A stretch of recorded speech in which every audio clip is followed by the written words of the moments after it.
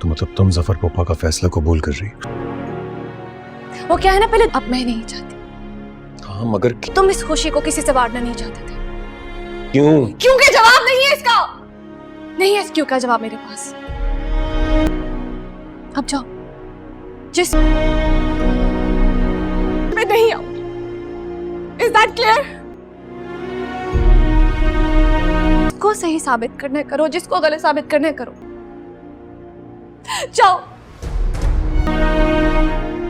मैं तुम्हारी इस जंग के बीच मैं हर तूफान से टकरा गई इन लोगों को एक करने के लिए, और एक झटके में ये एक दूसरे से अलग हो। तुम्हें पता है कि ओके, मैं बात करूंगी शिफा से। हाँ भाभी प्लीज, आप बात कर।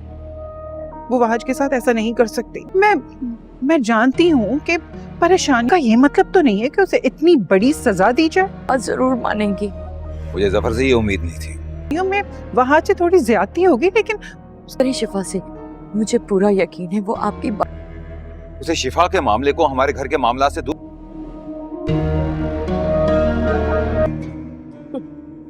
जफर भाई ने तो हमेशा ही मुख्तार भाई याद करें, हाँ ही दूसरों का हक मारा है।